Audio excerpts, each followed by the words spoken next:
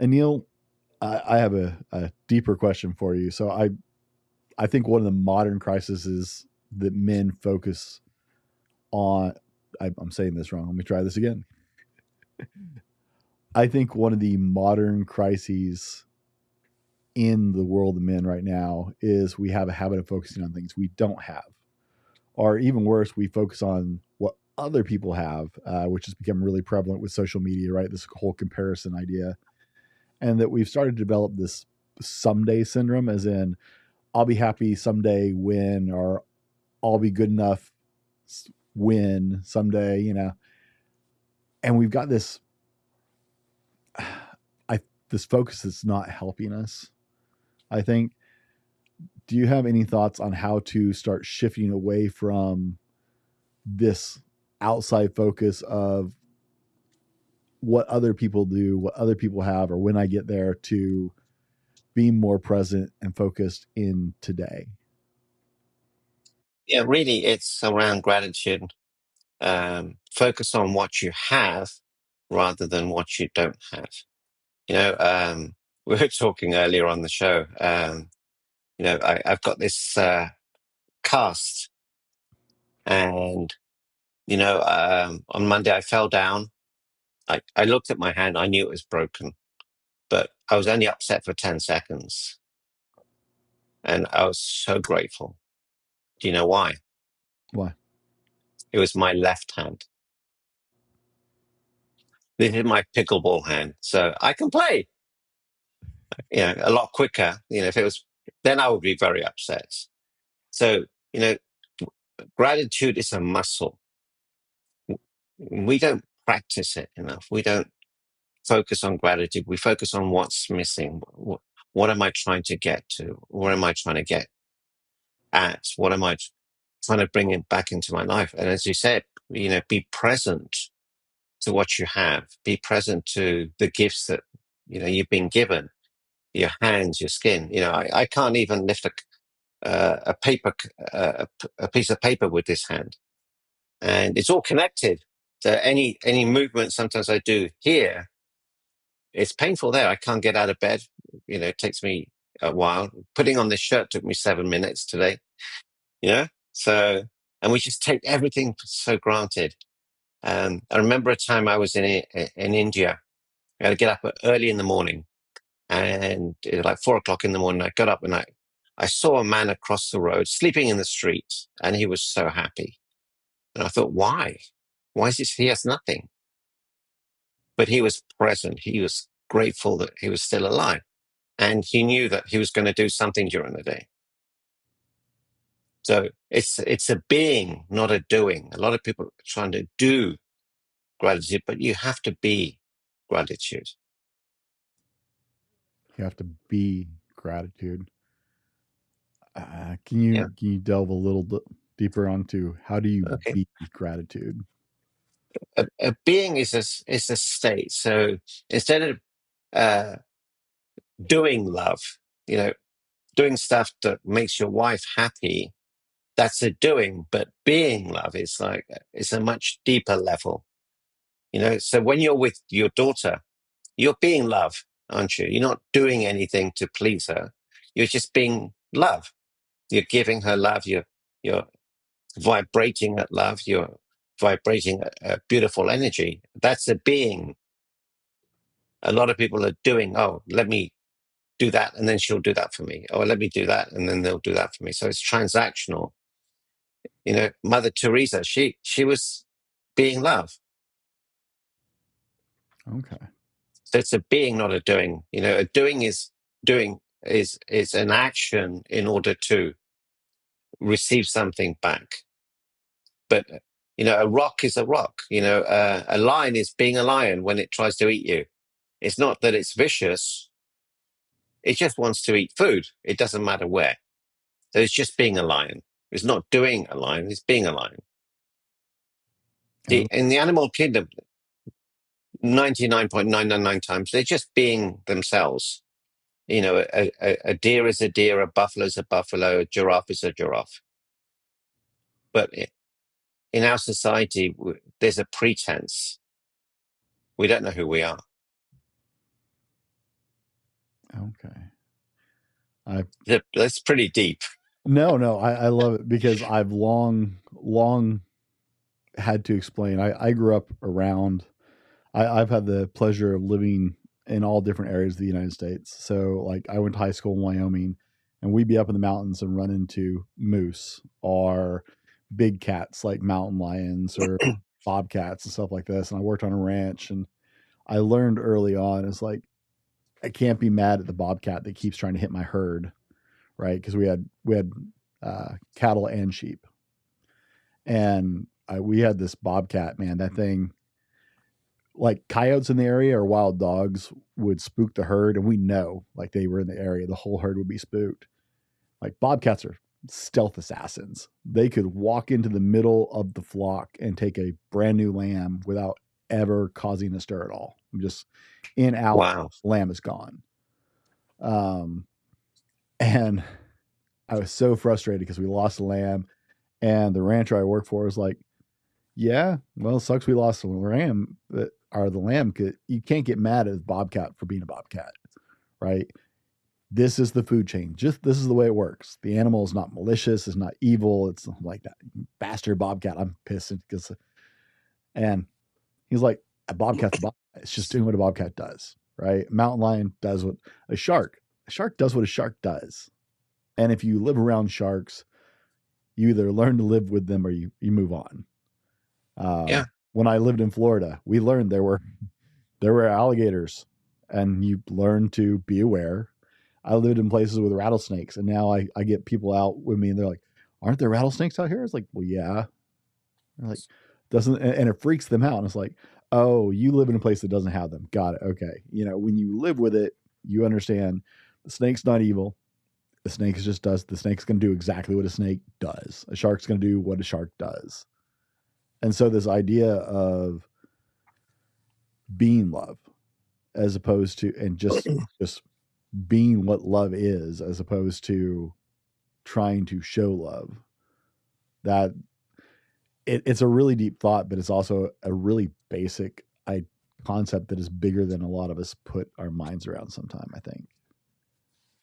Yeah, really. And the other distinction around wildlife is that when a lion eats and he sees you, he's not going to get greedy. He has enough.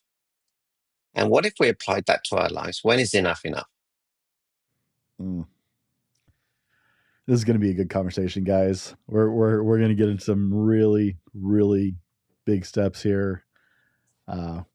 We will be back with more from Anil Gupta. I'm excited to announce that we're having our biggest 3-in-1 sale ever with a limited edition product, a back in stock special, and a closeout deal you won't find anywhere else. So go to mypillow.com or call the number on your screen. Use your promo code to get our MyPillow bed sheets only $29.88. Any color, any style, any size, even kings, regular $119.98, only $29.88. Once they're gone for good.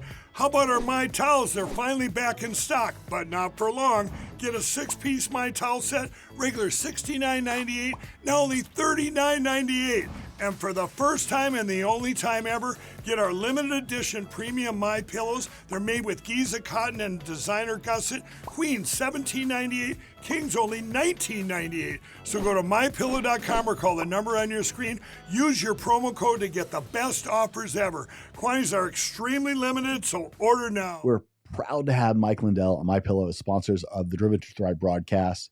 You can go to mypillow.com and use the promo code THRIVE. Yes, I know, super original, THRIVE, right, for the Driven to Thrive podcast. Use the code THRIVE for up to 80% off your order and free shipping on orders over $75 just for our listeners. Check out what MyPillow has to offer. It's not just bedding, guys. They have over 200 quality products, most of them American made, and I absolutely love being affiliated with the company. I use them all over my house, and I think you're going to love them too. Now, on with the show. The Driven to Thrive broadcast. Purpose, growth, and lasting impact for men. Helping men go from living to thriving, purpose-filled, intentional lives. Welcome to the Driven to Thrive broadcast. Purpose, growth, and lasting impact for men. I'm your host, Brent Dallin, and we help men go from living to thriving, purpose-filled, intentional lives. My guest today is Anil Gupta. Anil, welcome to the Driven to Thrive broadcast. Thank you for having me on your show. We're here to give your listeners and your viewers amazing content that's practical, impactful, and immediate. I love it. You've got this down, man. And we had such a great conversation. You guys missed the show. Anil was on the Dad Hat Shenanigans podcast as well. It's already out and available. And that was a fantastic conversation about being dads that you guys, I'll link that down in the show notes so you guys can follow us over there on that one and join that conversation. I really enjoyed that. So I know today is going to be incredible. Anil, I don't do big introductions. So, in your own words, today, in this moment, who is Anil Gupta? I have a gift that will remove the obstacles that are preventing you from leading richer, fuller, happier lives. We need a toolbox. We need a toolkit. We need tools to enable us to overcome the situations that inevitably happen in our lives. Forgiveness, letting go, communication, anxiety, stress, love, acceptance. All of these things we've never been taught. And once you master this, you master life. Instead of letting life run you, you can run life. You can curate and create a brand new life just by the decisions you make today. Neil, what do you do for a profession? I am the last relationship expert you ever need to meet, meaning, once you come to me, all your relationship issues, communication issues are going to disappear. And that's a guarantee. That's what I do. Guys, I'm shortcutting my own profession here, having you talk to Neil. I'm in trouble now. Big trouble. Oh, man. Oh, well. That's okay. Honestly, I'm more interested in people having successful, thriving relationships than making a paycheck, which is probably why I'm bad at business. But this conversation is going to be fantastic for that. Is there any reference people need to understand about you before we just move forward in the show? Just listen to the conversation. There is gold in the words that we're going to be sharing with you today. They're powerful, they're proven, and they're immediate. And you might have to watch it 3 or 4 times because there'll be golden nuggets. So please listen, listen, listen, listen, listen, listen. Now, Anil, we started with talking about being more present and being love, actually like embodying it and being there. And I wanted to start there because today, as we're diving into living richer, fuller, happier lives, I think we needed to start with the idea of getting our focus back into the moment, into being us, into being what we need to be, as opposed to having that external focus, which is why I wanted to start with that part of the conversation.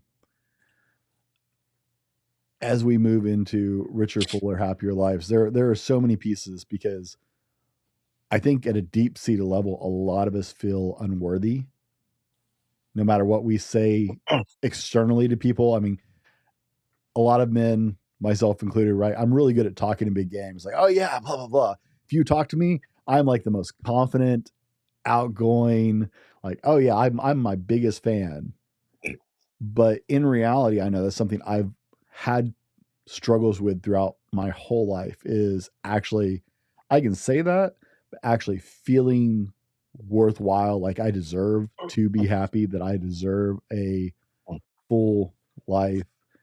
And so I want to start there today with a lot of men won't say it out loud, but there are a lot of men struggling with feeling like they deserve to be happy, really. Yeah, worthiness is a big issue, and we can destroy that in 4 minutes. I'm just looking for something here. So imagine this is $100 note. How much is it worth? $100. Yeah. Yeah. And if I say to the note, you're useless, you're a failure, you're not good enough, you're not smart enough, you'll never succeed. How much is it worth? It's still worth $100. So no matter what you say to this $100 note, it always retains its value. Now, you are the equivalent, the highest denomination note in the country. You are that equivalent. No matter what anyone says to you, no matter what happens to you, you are always worthy. Now, here's the other distinction. That $100 note is actually priceless, because wherever it goes, it brings $100 worth of value. I'll give it to you for $100 worth of value. You give it to Walmart for $100 of value. They give it to someone else for $100 of value. So it brings value wherever it goes. And ladies and gentlemen, I know there are ladies listening. You bring value wherever you go. Think of the joy you brought to the world even before you were born. Think about that. Think about that. You know, when you knew you were going to have a baby, you were so happy. You know, the day you heard that, you know, your wife was pregnant. Oh yeah, it's one So of the days of my life. even before they were, you know, born, they brought joy. So don't ever forget you are worthy. What other people think of you is none of your business. Mm. That is the quickest summation that I've ever heard. That is incredible. That is such a succinct answer.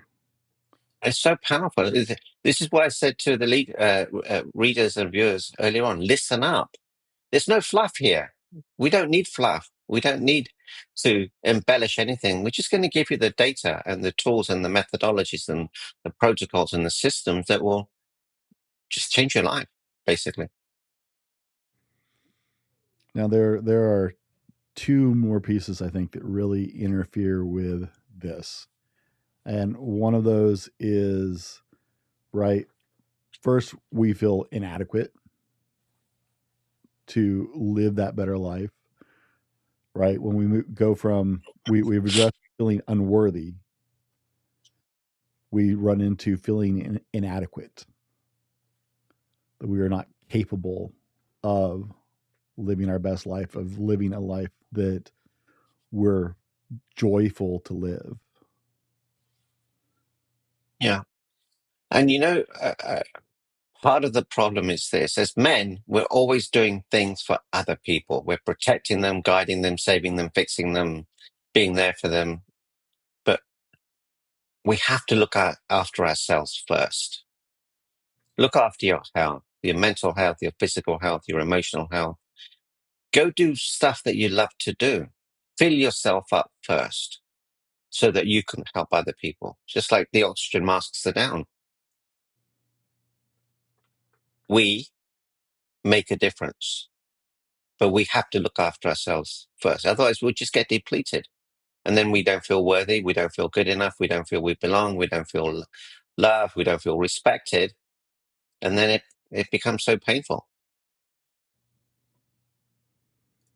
Then we fall into the third trap. And the third trap is feeling unsatisfied with where we are and being trapped by that. And I'm a huge advocate of personal development, right? There is nothing wrong with wanting to grow and recognizing that you have space to grow in different areas. But there is a problem when we are suffering from the ideal. We're like, I want to look this way or I want to do this. And it makes me feel so unsatisfied where I am that I get trapped there. So how do we Yeah. start that? So that's really expectations, attachments, rules. You know, the more rules that you have, I should be this, I should be at this level by this age, I should have, been more successful, I shoulda, coulda, woulda. And just be present, ask yourself, what is the truth? And I teach this in my coaching. The truth is I'm strong. The truth is I'm kind. The truth is when I speak, people listen. The truth is people love me. The truth is I love people. The truth is I have a beautiful wife. The truth is I have beautiful kids. The truth is I have great friends. The truth is I'm playful. The truth is I'm funny. The truth is, and people focus on the darkness. What you have to do is be the light. When you are the light, the darkness will disappear. So be the best version of yourself. So I was just in the emergency room yesterday, And I made sure that everyone who came into contact with me was uplifted. And it makes a difference. I have a 3-foot rule. Anyone who comes within 3 feet of me is going to have a conversation with me. Nice glasses, nice handbag, nice shoes, but genuinely so. And that's a muscle I've developed. And if you develop that muscle, and part of this comes in, a lot of people are very successful but not fulfilled. And the difference is this: if you want to be fulfilled, you have to do the 3 Gs. The first G is to give. Your time, your energy, your love, your commitment, your joy, your gift, your money. Give it away, not wanting anything in return. The second G is you have to be grateful for what you have and not focus on what you don't have.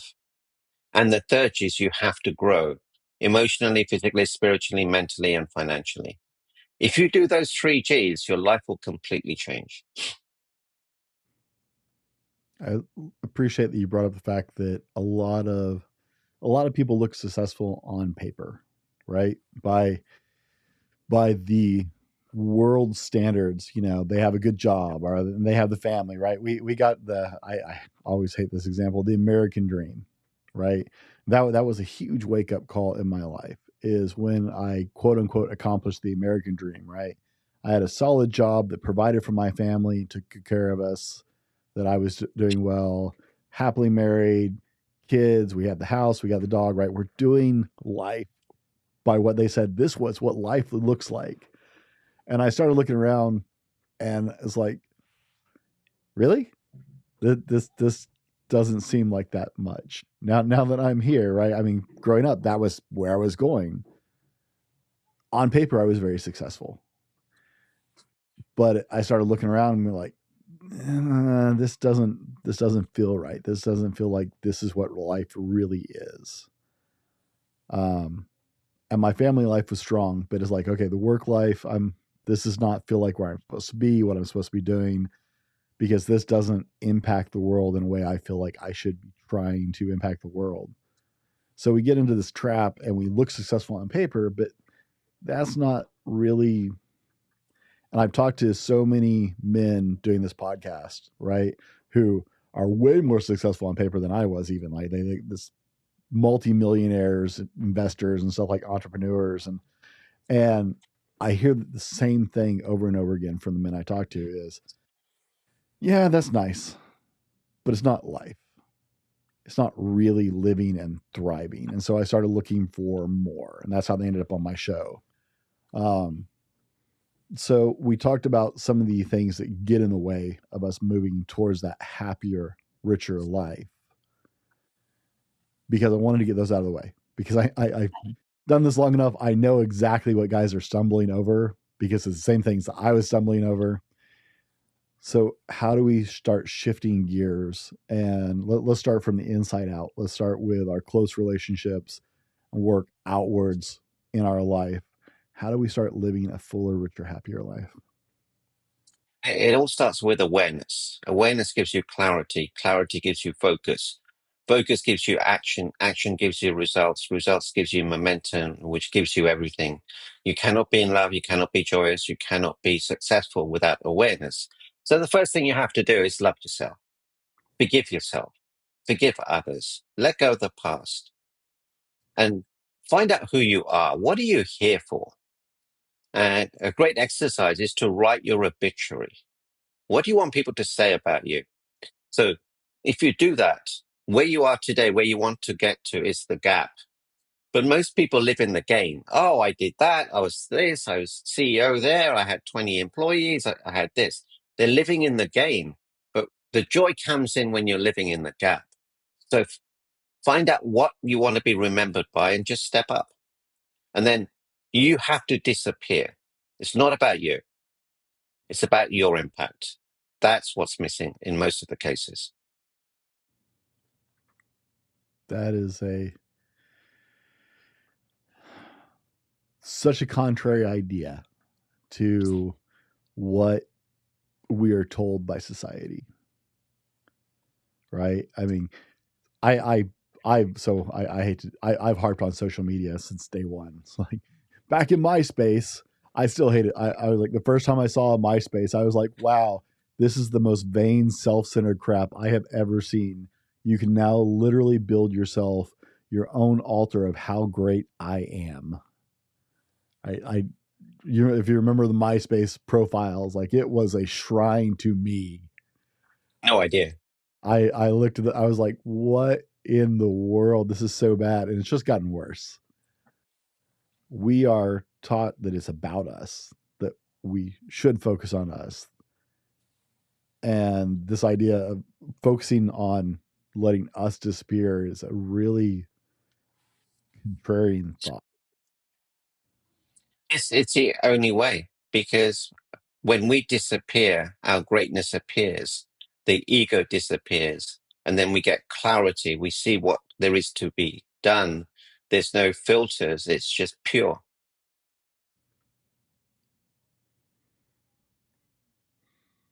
So if we figure out what we need to live in the gap, as you said, right?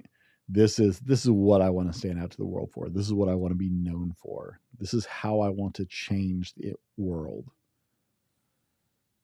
And then pull us out of it and focus on that. Are you saying this is going to pull everything else into alignment?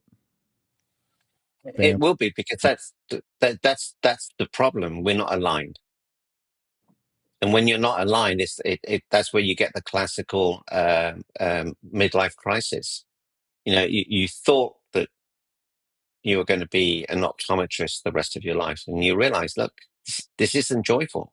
There's got to be something better than this. Then start asking questions. What am I really here for? What do I want to be remembered by? What gives me joy? Write down all the things that give you joy and start doing them. And then you'll find out, oh, I could do this for a living. I could do this to change people's lives. It's not about the money, and people think it is. Dads, don't work so hard that you give all your money away to your kids. They don't care. Don't do that.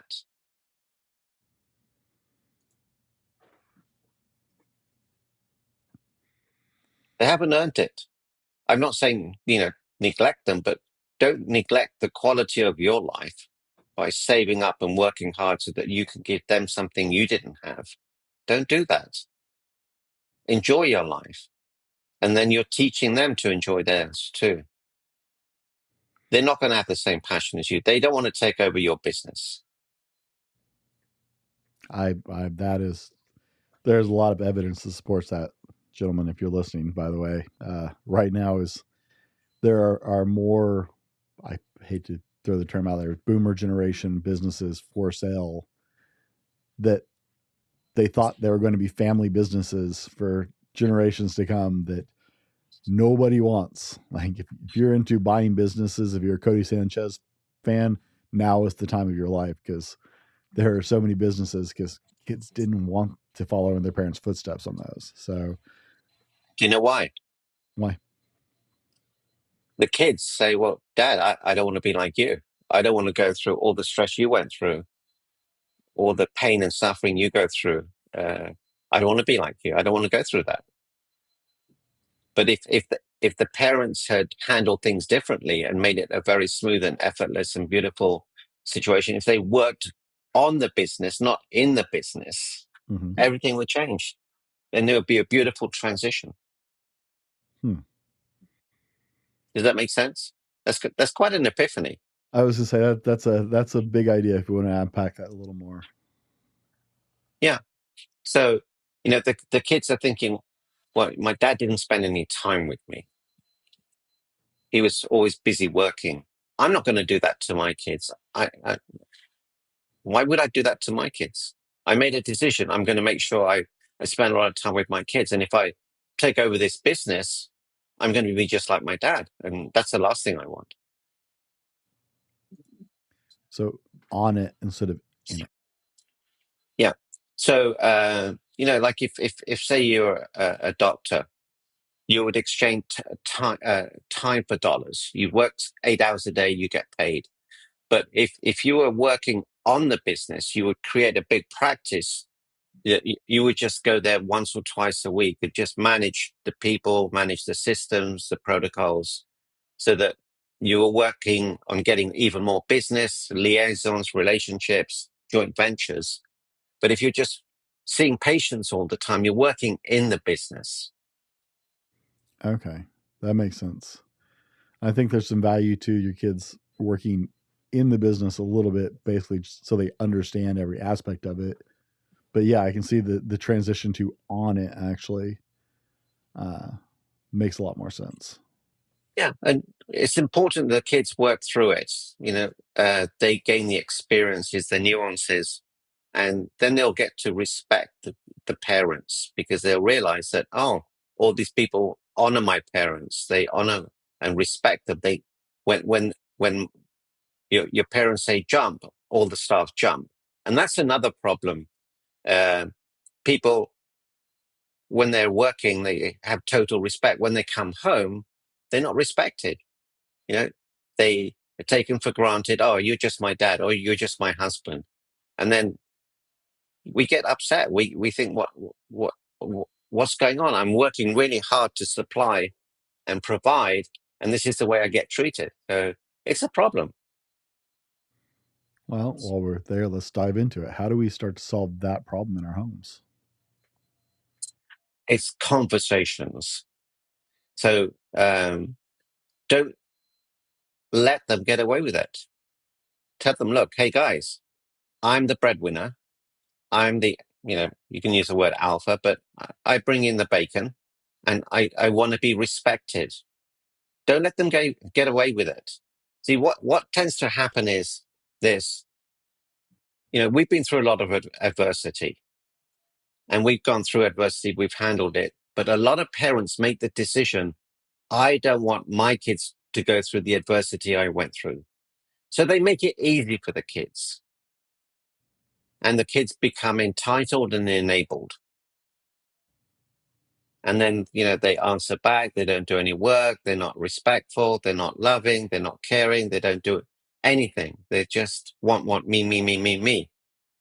And then the father's thinking, what did I do wrong? I did everything I could for the kids, but you didn't. The greatest gift you can give your kids, listen up, is this. Give them the ability to handle life by throwing adversity at them that they can reasonably handle. So when my kids were when my daughter was 18, we sent her around the world. That was 13 years ago. Haven't seen her since, but I'm sure she's learning something. I'm joking, guys. I'm joking. But we did. We sent her around the world. And my son was 18, sent him around the world. But it just didn't happen. You have to build it up. You've got to make it difficult for them so that they know that whatever life throws at them, they can handle. But kids nowadays, they don't have that.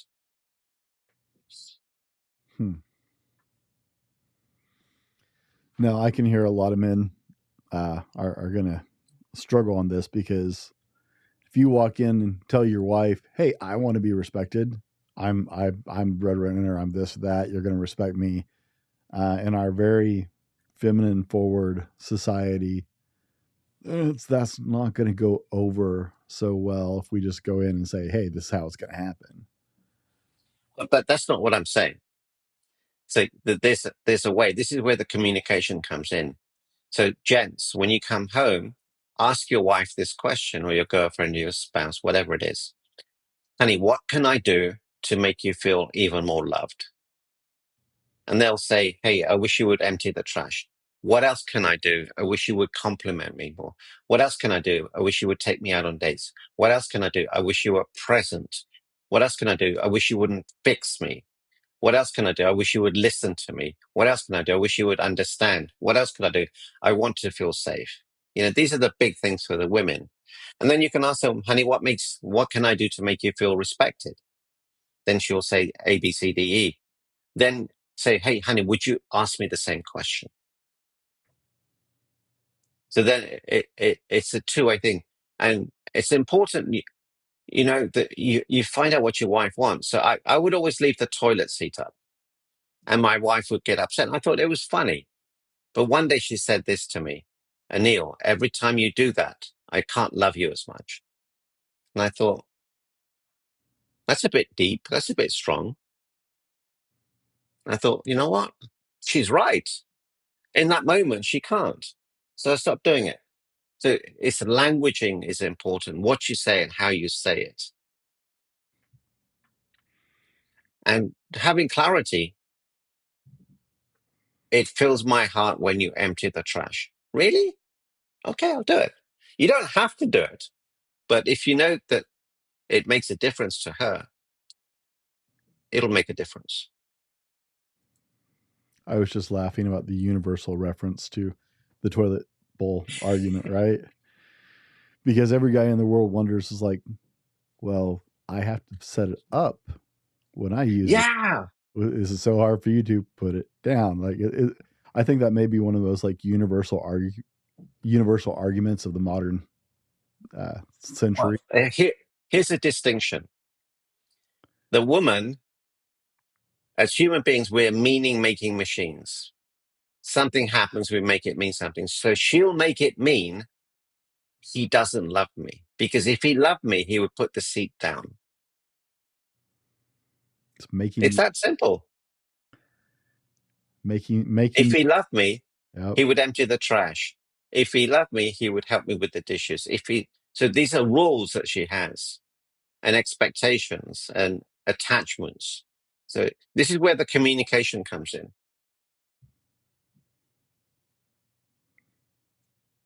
How do we start shifting our mindset? Because it's one thing to say, focus on this is what I want, the impact I want to make on the world, on my family, right? With the obituary thing, I grew up a minister's kid, so I got this perspective really early in my life because I grew up going to a lot of funerals. My dad being a minister, I was frequently around funerals and death, and listening to families talk about this person in past tense, right? And what they remembered and what mattered to them and what stood out. Made a big impression early on in my life. So it's always been a very easy process for me. So we get into that thing of this is what I want to be remembered for, and start to pull back and make it about other people, serving other people, and making that impact. But how do we transition in the midst of we're facing our own struggles with self-worth and identity? We're facing trying to survive, right? We're trying to be good parents. We're trying to be good spouse. We're trying to go to work and make a living. How do we start to actually applicably, let's see if I can talk this morning.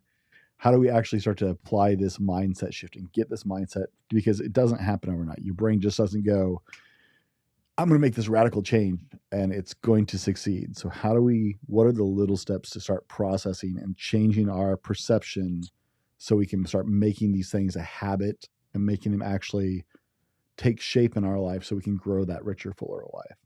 Yeah. And it's a really great question. You have to take baby steps. Yeah. By asking those questions, do the things that your spouse wants, and ask yourself questions. What behavior could I change that would have a positive impact? Well, I could stop eating late at night. I could get up half an hour earlier. I could do more exercise. You know, that when a man has a lot of wealth, he wants everything. But when a man doesn't have health, he only wants one thing. So focus on that. Focus on gratitude. Focus on giving. You know, the formula: give, grow, gratitude. And anytime you're upset, ask yourself this question: which of the three G's, give, grow, or gratitude, has dropped? You know, if you hear some bad news, it's normally emotional. Or if you've had an injury, in my case, it's physical. Yeah. So that way you take away the overwhelm and you say, what haven't I done in a while? You know, I haven't given in a while. So I'm going to make a phone call. Hey, John, just want to say what a great friend you are. You're an amazing friend.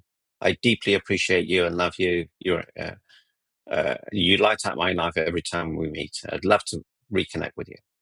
You know, so it's a muscle. Keep on giving, giving, giving. Keep on growing, growing, growing, and keep on being grateful. You know, write a list of 50 things you're grateful for.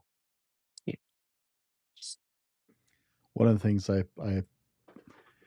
used to practice like every morning, I would get up and I would pray. I'm a Christian. I've gone to church my whole life. I used to be a youth minister, and so, but my morning prayer would always start with gratitude because it put the rest of the day in perspective for me. And I mean, I would get lengthy on it. Right? I didn't even get to, oh God, please give me this or I wasn't worried about that. I just was like, I tried to thank God for everything I could think of, just list and list and just keep going as much, every little thing, because I found it shaped the way I felt about the entire rest of the day.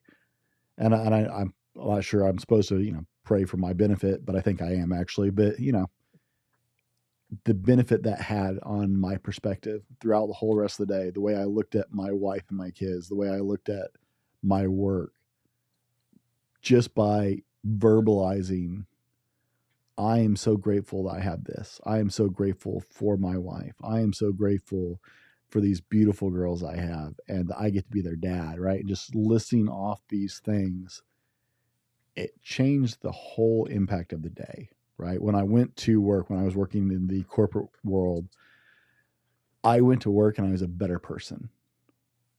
I showed up better. I did better work. I treated my coworkers better because I had already prayed about, hey, thank you, God, that I have this job that takes care of my family, that I have these coworkers that I get along with 99% of the time, that I can go to work actually and do this, that I'm physically capable.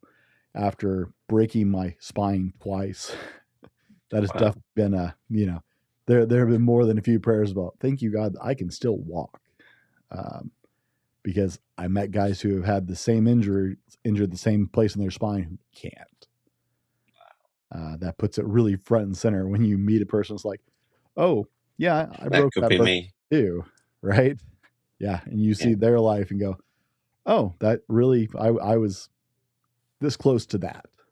Yeah. And what if you did the same exercise at night?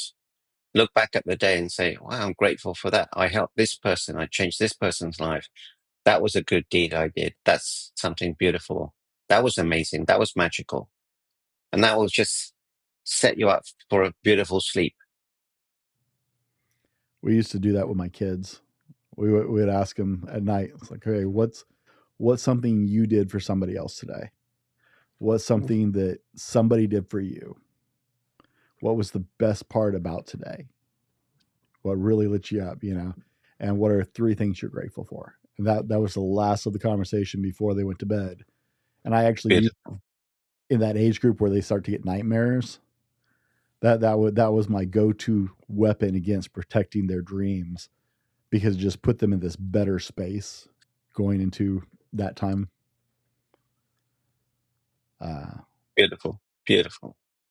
And just, if your listeners and viewers just do a few of these things, the compounding effect of that is enormous. I love the write your obituary drill. People think I'm morbid when I say things like that.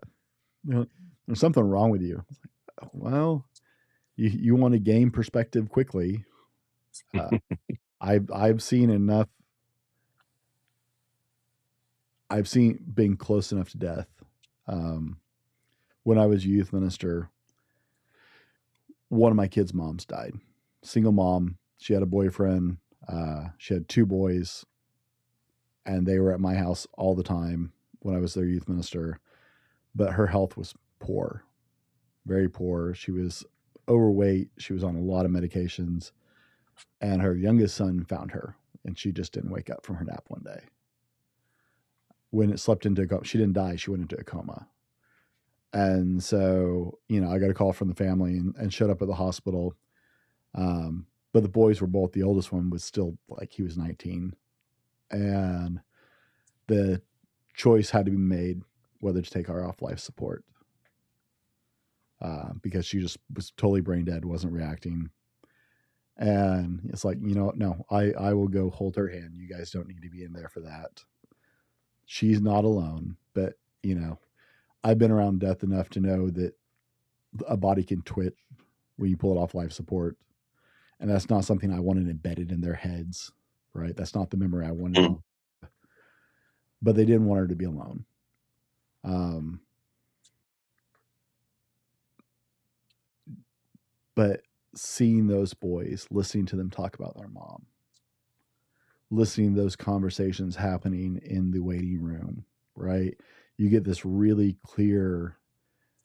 But one of the boys, the older, had a daughter at that point. I was part of their wedding. I was part of their lives when their baby was born, and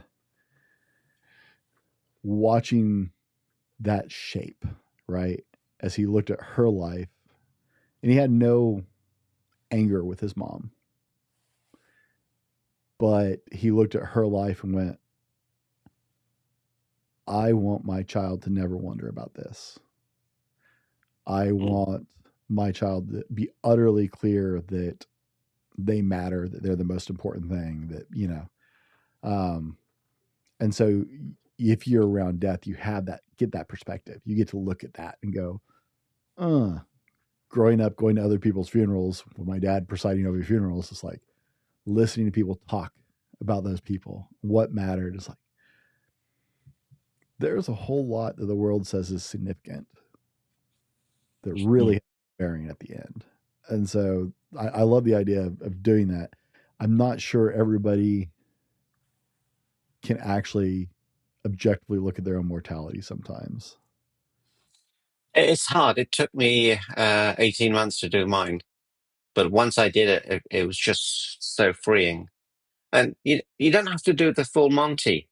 Just to say, hey, I want to be remembered by impacting 100 people, 1,000 people, 10,000 people. I want to be remembered by being the best dad in the world. I want to be remembered by, being, the best husband in the world. Whatever it is, you have to start, because if you don't start, you're never going to achieve what you're wanting to achieve, because you don't have clarity. You've got to put the goals in. You've got to have a goal to go for.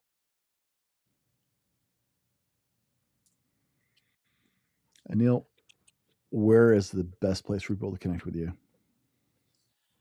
Probably my website, meetanil.com, and my email is anil@meetanil.com.